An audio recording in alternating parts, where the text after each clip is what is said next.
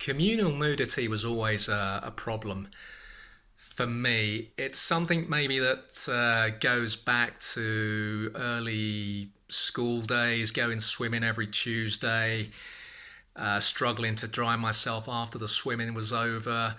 Um, Three of the form tutors that we had at my primary school were women. They'd come into the changing room to hurry us up.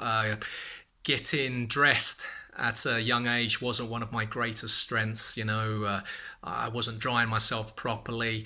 I'd be struggling. I remember this vividly. I'd be struggling to pull my wet pants, underwear for any American viewers watching this, trying to pull them up my wet legs, and they'd be getting tangled. It was just horrible. It was horrible. Um, I've never been comfortable naked around guys. It's If that sounds silly, maybe. I've done a lot of team sports, but the thing that always bothered me afterwards was the changing room. Because it was always clear that I was one of the few that wasn't showering, and I pride myself on being a very clean guy. But just communal showers and then changing in a communal setting, and trying to find the whatever the small talk skills for that, it just wasn't something that I had in me. And I played a lot of football as a kid and as a young man, and winters were worse then, I suppose. Now with climate change, our winters are milder. Um, but back then, you'd be caked in mud. You'd be going home. In my case, just covered in mud. Especially given that most of the time I was in goals. So I wish I had been comfortable with it, because I think then I would have enjoyed team sports a lot more. The things that I've done over the last few years, weights, swimming, the running, I find really monotonous. I do those things, I'm disciplined, but I don't really enjoy them. I get satisfaction from them. I'm starting to feel the benefit from the running, but these are not things that I enjoy. I used to play a lot of badminton with my old friend Mitch, and we've known each other all our lives, and I think both quietly determined, without ever having talked about it, that we will get to the end of our lives without ever seeing each other nude. So after badminton, we just go in the changing room and actually just get changed. What I would do is I would deodorize, seeing as I was getting on public transport afterwards, and Mitch would say, "That's a typical white man thing.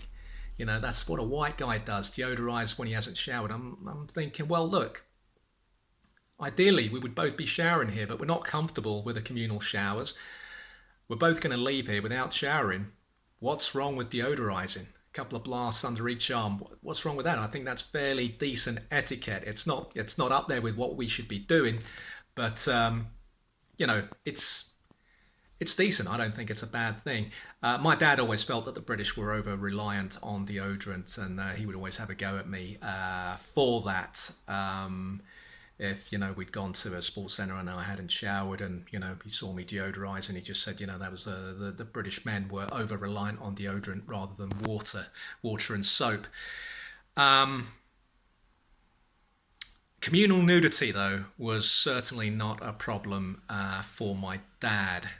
He was very comfortable being naked. He would take any opportunity to show off his chest when the few days of sun arrived in England. And I think that was, he missed Spain. He'd grown up in the deep south. He'd grown up on the beach, where probably almost every day there, you know, you would be walking around in, very minimal clothing. Most of the year, probably, trunks would suffice.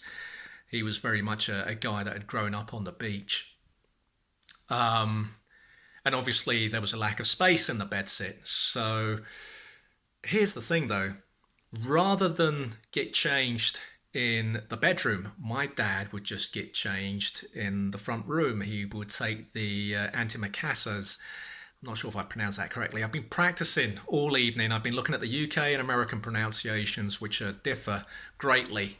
And I think I've kind of hit my pronunciation somewhere in between. But he'd get those, he'd get those cloths and he'd drop them on his groin, and that was his only concession to to the getting changed in front of us. And my mum would say as we got older, look, just get changed in the bedroom. You can't be doing that. You know, the kids are getting older now. They're teenagers. And it just didn't really make a difference with him. And I think any old friends that I've had, people who've known me for more than 20 years, the chances are that those friends would have seen my dad naked as well. And maybe that is why I am a recluse. Maybe that is why I hardly see any of my old friends these days. Maybe thinking about it now, I've just always been worried that one day they're going to recall this very early memory of seeing my dad naked and it's going to traumatize them.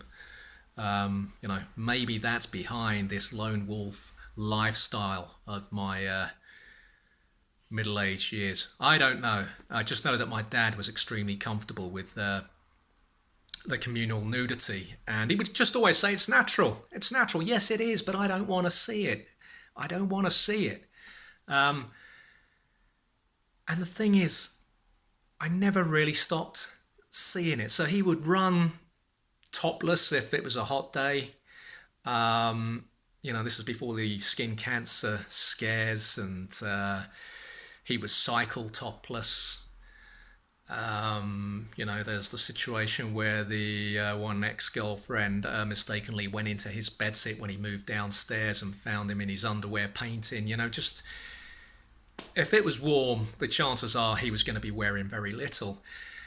When he made his move downstairs, thankfully, the 90s meant that for the first time I was not seeing my dad naked on a regular basis, so that was a good thing about the 90s. A kind of quiet decade for me, as I said before. Started off quietly, picked up in the middle, tailed off at the end. But one of the good things about it was I wasn't seeing my dad naked.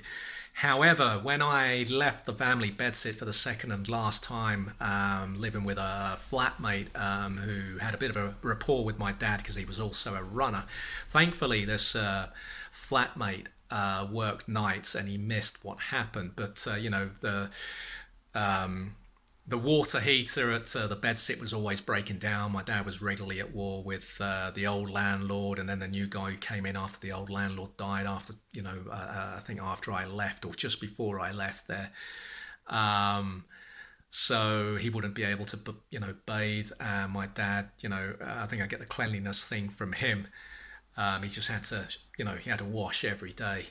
And so he started coming round to the flat in West Norwood to use our shower, which was a bizarre cubicle, very, very small, very tight space. If you were like over 6 foot, you had a problem getting in and out of that. And I think it was the first or second time he was there. He'd forgotten how to use it. And the shower was on the top floor opposite my flatmate's bedroom. We'd drawn lots to see who got the top bedroom. The flatmate won. So the shower was opposite him. And my dad was calling me, saying he couldn't work the shower. And so I left my bedroom, went up to show him. I go up the stairs and I'm greeted by the sight of my dad completely naked. And I'm like, no, not here. This, if anything, this belongs in Mayflower. We are now in a completely different place. We are in West Norwood. I am an adult. This is my adult life. The guy up there sleeping behind that door is not going to understand this. I'm not going to explain this to him, because I can barely explain it to myself. And that was the last time I saw my dad naked. I think by then, that must have been like the 500th or 600th time. I'm surprised I, didn't get a rosette for witnessing the nudity. So we were two extremes. There was me just very uncomfortable with it all, even now, and there was my dad. Nudity, it's nature. Natural, as he would say. Anyway, if you've enjoyed this, please click the like button, please share it, and I think it should be here. Up here, you can subscribe to the channel. I got it wrong today, earlier today. I think the subscription pop-up should be up here. Subscribe to the channel, and I'm guessing I'll probably catch up with you tomorrow. Enjoy your evening.